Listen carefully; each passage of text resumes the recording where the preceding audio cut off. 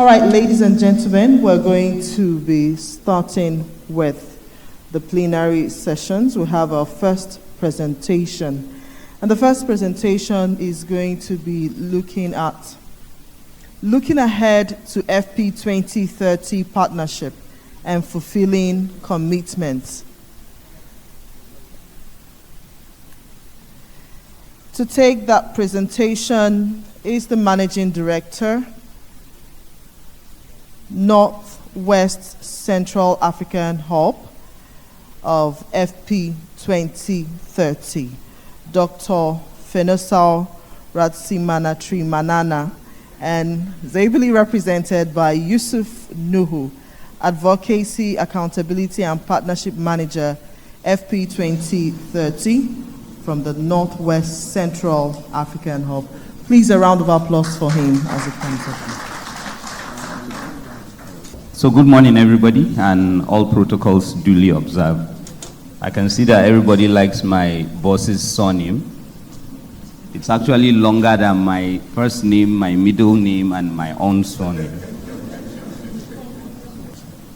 So thank you very much. As said, my name is Yusuf Nuhu, the Advocacy, Accountability and Partnerships Manager at the recently opened FP 2030 Northwest and Central Africa Hub.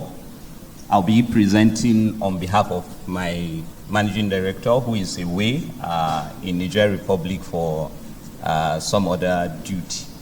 I'll be presenting mostly on the transition of FP 2020 to FP 2030. This is going to set the stage for a broader discussion that is going to happen, later on. So what's FP 2030? FP 2030 is the only global partnership centered solely on family planning. This single focus enables us to bring together a wide range of stakeholders from different disciplines and different sectors and focus, on the family planning agenda. What do we do in FP 2030, or what does FP 2030, do? At the core of the work of FP 2030 are the commitments that, Dr. Ejike has earlier mentioned. So we mobilize commitments from different stakeholders, countries, non-governmental organizations, and anybody interested in, committing to that partnership. Also, we collect and disseminate data from various sources, DHS, PMA, from Track 20, analyze that data and make it, readily available for anyone that wants to use family planning data. Also, we work with stakeholders in country to hold, commitment makers accountable and ensuring that, they fulfill those commitments that they make, as well as, be a convener for discussing of family planning and family planning agenda. So what are those commitments? What really is a commitment? A commitment to the FP 2030 partnership is a public financial policy or programmatic pledge by a government or other stakeholder organizations to advance right-based family planning. Initially, the focus was on, government and non-governmental organizations in the 69 low and middle income countries. However, now it's broader than that. Anybody that is ready and willing to make a commitment, can be guided to do that. Currently, there are over 24 countries that, have fully launched their commitments, and that can be found on the FP 2030 website, alongside over 75 organizations and stakeholders that have fully, launched their commitment to FP 2030. These are some of the countries that, have fully launched commitments, and with so many others that, are along the way, while we continue to work with so many more, in that by next year, we would, see that this number will, really grow. Among those countries that have launched their commitments, is Nigeria, captured here in red. And we hope to work with stakeholders in country to ensure that, there is accountability and progress in terms of fulfilling those commitments. So what are the differences between FP 2020 and FP 2030 as, the initiative transits and move towards 2030?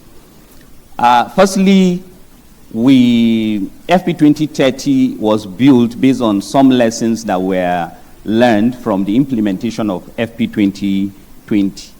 Some of those key lessons include the fact that for FP 2020, the targets that were set were quite ambitious. And there was also that lack of, an accountability framework to ensure, holding key decision makers, to account on those commitments they make. Secondly, there was a lesson on, how to better measure progress and use data strategically to inform decisions. Thirdly, active engagement of subnational partners is key because that's where a lot of the implementation, goes on. In a lot of countries and among a lot of stakeholders, we see that those commitments, the implementation was at the national level, but we understood that, subnational level is also very key. Going forward to 2030, those are the key changes that, are going to happen or are happening within the partnership. Firstly, like I mentioned, there's that decentralization of the global support network. The global support network used to be in DC, with FP 2020 having one office. However, to localize advocacy and accountability and the drive towards FP 2030, 5 hubs were opened, 2 in Africa, 1 in Asia, 1 in Latin America, and then the one in DC will also continue to provide support. Secondly, I also mentioned the fact that it's now open to all stakeholders, not just those 69 low and middle income countries. And then finally, to ensure accountability, there's an updated data framework for monitoring individual systems and environmental level indicators. Initially for FP 2020, while we were tracking so many other indicators, the main focus was on increasing access to family planning to 120 million more women and girls in those 69 low and middle income countries. However, now it's much more broader than that.